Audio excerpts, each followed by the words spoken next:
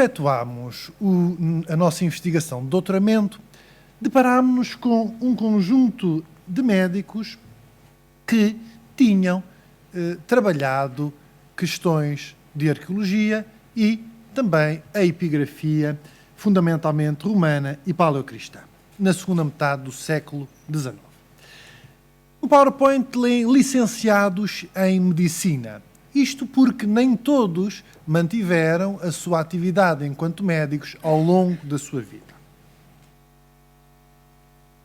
Identificámos então 5 personalidades: Francisco António Rodrigues de Gusmão, Augusto Carlos Teixeira de Aragão, José Henriques Pinheiro, Augusto Filipe Simões e José Leite Vasconcelos Cardoso Pereira de Melo.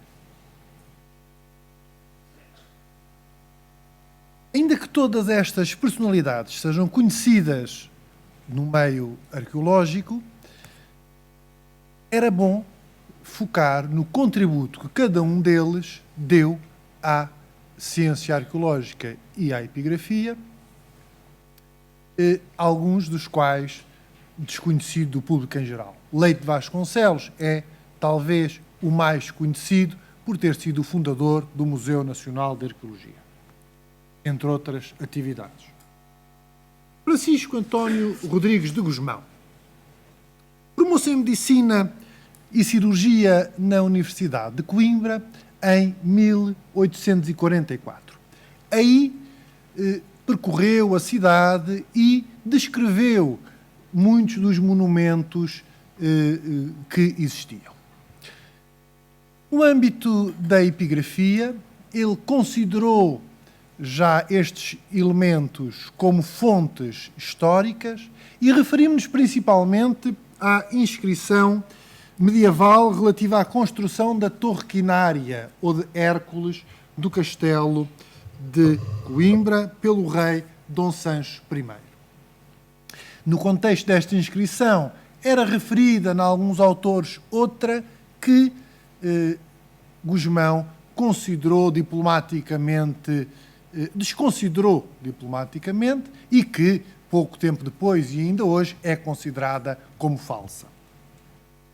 No que toca à epigrafia do período romano, referiu apenas as inscrições, a existência de inscrições de Conímbriga, citando autores como António Coelho Gasco, Frei Amador de Arrais e Leitão de Andrade.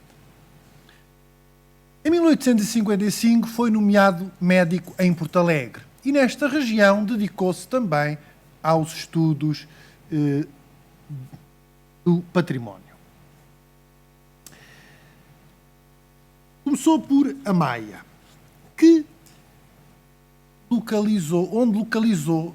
começou por Amaia.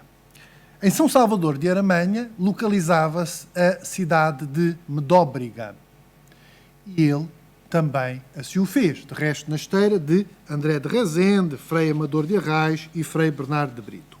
Quando refere os monumentos arqueológicos de São Salvador de Aramanha, ele apenas os enumerou, e passo a citar: colunas de diferentes grandezas, capitéis, ânforas, cantarias de vários lavores, medalhas de prata e bronze, lápides com diferentes inscrições.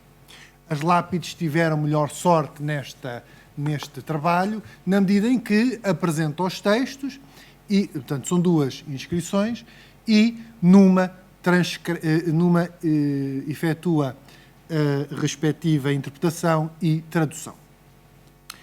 Anos depois, na década seguinte, e enquanto sócio correspondente da Real Associação dos Arquitetos Civis e Arqueólogos Portugueses, escreveu artigos para o boletim desta associação sobre São Salvador de Aramanha, mas que, à exceção de um conjunto de moedas que descreve um averso e o reverso, copia o texto publicado anteriormente no Archivo Pitoresco. A cópia abrangeu as inscrições latinas. Tendo a obra de Hubner, Corpus Inscriptionum Latinarum, sido publicada em 69, não foi referida nesta publicação de Rodrigues de Gusmão, seja porque não teve acesso à mesma, seja porque não teve conhecimento da mesma. Já Hübner citou a obra de Rodrigues de Gusmão, este segundo artigo, e descreve o trabalho de Gusmão apenas com uma palavra, male, indicando assim que as leituras estavam incorretas. De facto, em SIL 259, a diferença está numa linha e noutra inscrição, SIL 260, apenas reconstituições e 2 letras. Gusmão também se interessou pelos monumentos de Porto Alegre, onde então se localizava a cidade de Amaia, e ele estudou a inscrição em que os os arqueólogos, os investigadores se baseavam para situar aqui a cidade de Amaia. Gusmão seguiu esta tese também e apresenta o texto, publicou o texto. E diríamos nós que, pela descrição que fez, que ele teria observado diretamente a inscrição. No entanto, pela fotografia do professor José da Encarnação, que eu não observei a inscrição diretamente, mas pela fotografia publicada pelo professor José da Encarnação, verifica-se que a paginação é clara e o texto também, o que não explicaria a diferente paginação e 2 letras. Numa ainda se poderia compreender, mas outra é perfeitamente visível, pelo que temos que concluir que não observou diretamente a inscrição. Durante muito tempo, então, como disse, se baseou nesta inscrição para localizar-se em Porto Alegre a cidade de Amaia. Emílio Hübner questionou já esta localização, mas a correta localização da cidade de Amaia em São Salvador de Aramanha deve-se apenas a José Leite Vasconcelos, que em 1935 descobre uma inscrição que vem resolver a questão. Peço desculpa. Depois, portanto, isto na década de 70. Em 1882, Rodrigues de Gusmão está de regresso a Coimbra e aí a Câmara Municipal foi pedida à Câmara Municipal que realizasse o questionário da Comissão dos Monumentos Nacionais relativo aos monumentos do concelho.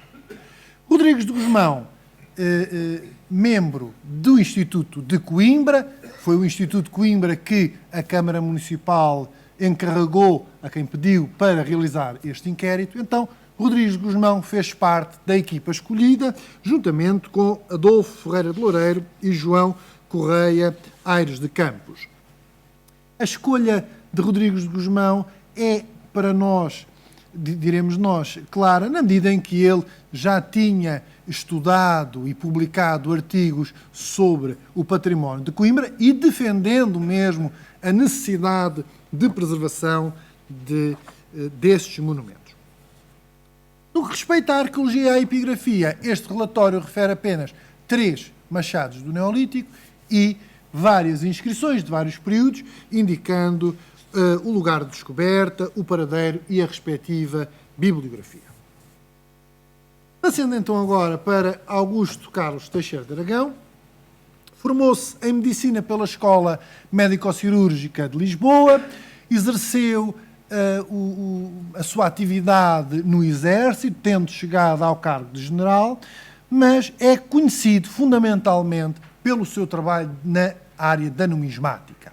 Dedicou-se com especial apreço a esta área e, em 1867, foi nomeado para o gabinete do rei Dom Luís I, situado no Palácio da Ajuda, e é considerado um dos pais desta área do saber, especialmente graças à obra Descrição Geral e História das Moedas cunhadas em nome dos reis, regentes e governadores de Portugal, editada em 3 volumes, entre 1874 e 1880. Segundo o autor, existiria um 4º volume e foi publicado um pequeno resumo no 4º centenário do descobrimento da América, mas este 4º volume não chegou a ver a luz do dia.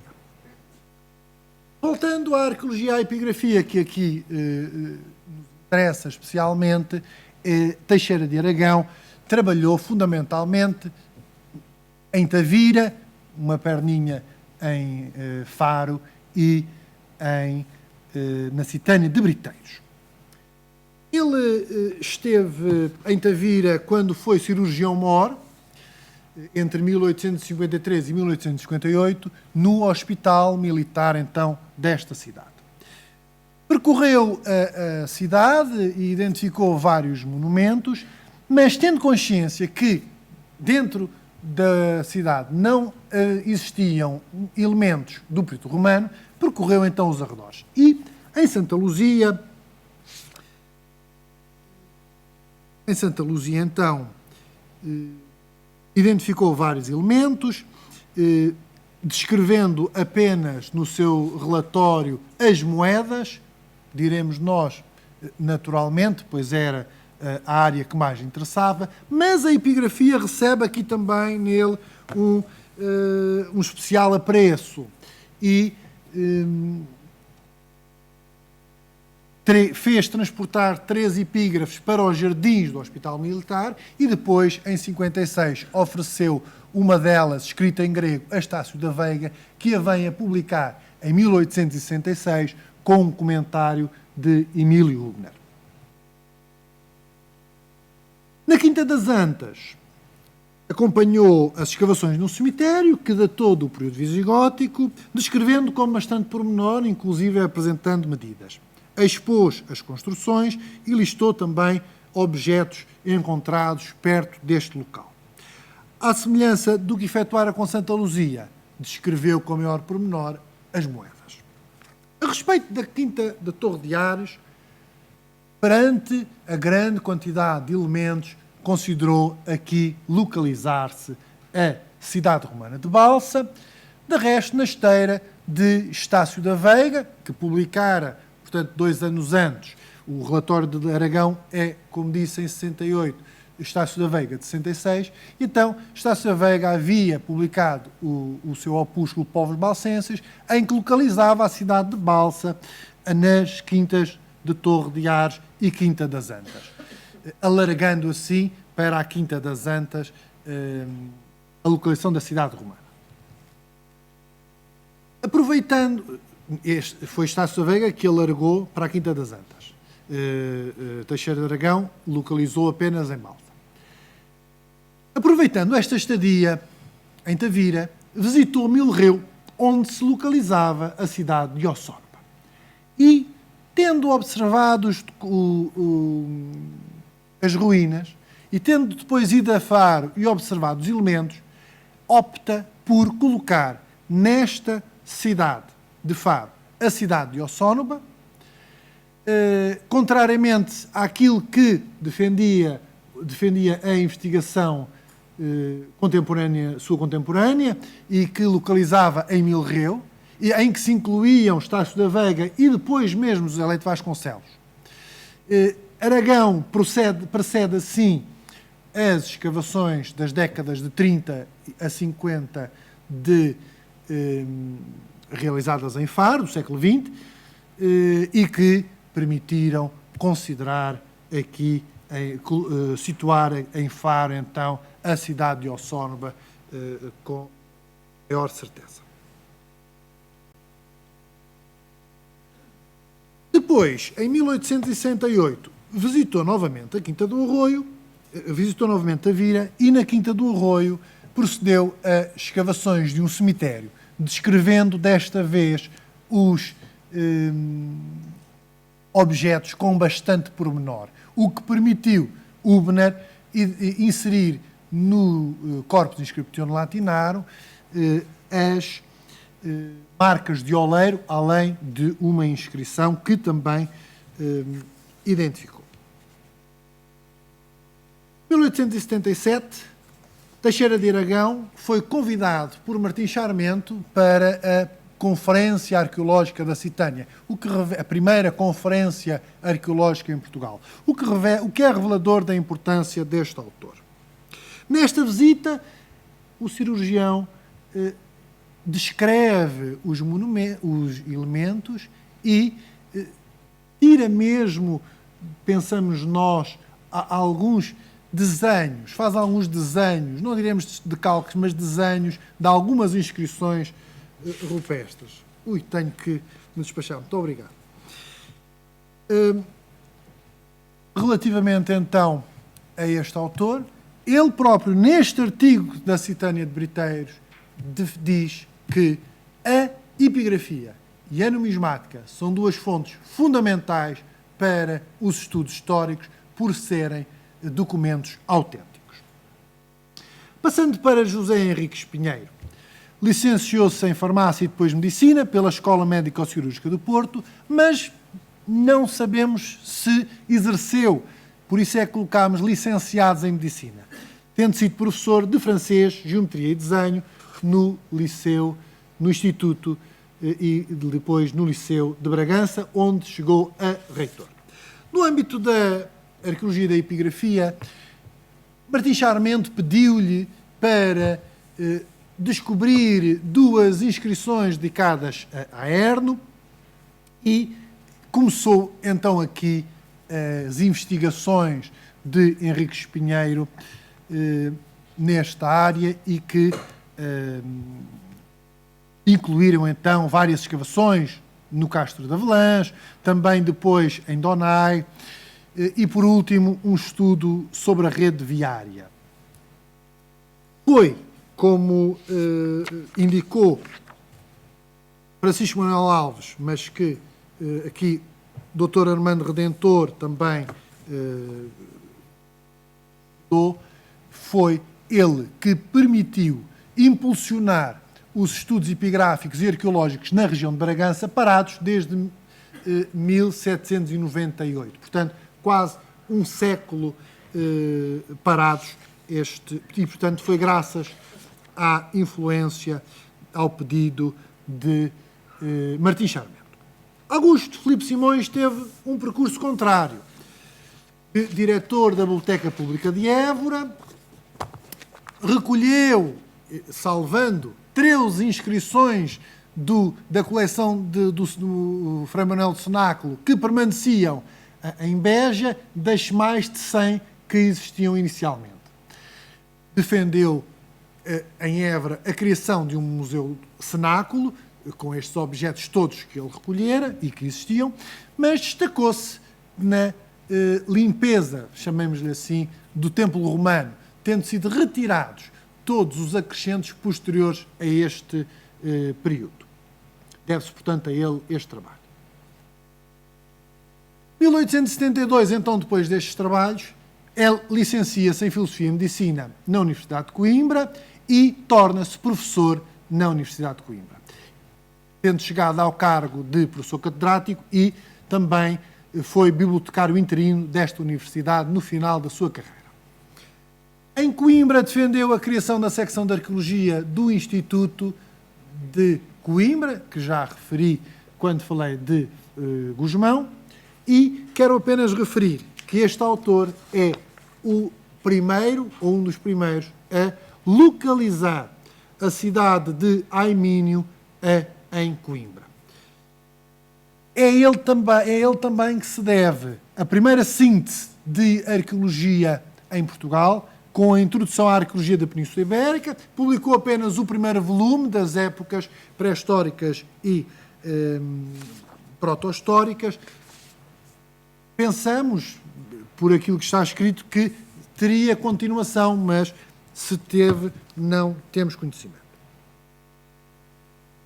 Passando então para Leite Vasconcelos, licenciada em Medicina pela Escola Médico-Cirúrgica do Porto, desde muito cedo que teve um especial apreço especial gosto pelas coisas históricas, antigualhas, como ele próprio lhe chamou. Exerceu o cargo de médico no Porto e no Cadaval, mas apenas por 6 meses. Pôde, em 1887, com a entrada na Biblioteca Nacional de Lisboa, dedicar-se aos temas que tanto lhe aprazia, portanto, a arqueologia e a etnografia. Fundou o Museu Etnográfico Português, a revista do arqueólogo português, dedicada especialmente à arqueologia, e a revista Lusitana, em 1887, dedicada à etnografia e à linguística. Foi professor na Faculdade de Letras, de Arqueologia e Epigrafia. Publicou as obras Religiões da Lusitânia, tendo nos volumes 2 e 3 utilizado as inscrições como fontes históricas fundamentais para compreender o tema. Então temos 5 personalidades que tiveram percursos um pouco diferentes. Apenas Teixeira de Aragão e Rodrigues de Gusmão terão permanecido na sua atividade enquanto médicos ao longo da sua vida. Os outros 3 temos, em algumas dúvidas, noutras certezas, que abandonaram a carreira de médico, mas todos deram um contributo à arqueologia e à epigrafia. Leite Vasconcelos, pelo volume de trabalho, um contributo muito maior, mas os outros também um contributo. E quero destacar aqui uma questão, que é a importância que estes autores concederam às fontes históricas, às fontes arqueológicas e epigráficas para os estudos históricos. Filipe Simões chega a dizer, na obra da Introdução à Arqueologia, e deixa aqui uma provocação aos colegas historiadores, que os historiadores devem ser arqueólogos para poderem usar as fontes corretamente e assim chegarem a conclusões devidamente abalizadas. Provocações à parte, é isto mesmo que ele defendeu. E já Leite de Vasconcelos disse que de arqueólogos e etnógrafos de gabinete não se espera grandes resultados, indicando assim que é preciso pôr a mão na massa e trabalhar na prática. Efetivamente, hoje, com a internet, podemos fazer tudo ou quase tudo, porque uma escavação arqueológica não se faz em casa e, apesar de boas fotografias, há sempre dúvidas em inscrições que só a leitura presencial permite esclarecer. Muito obrigado.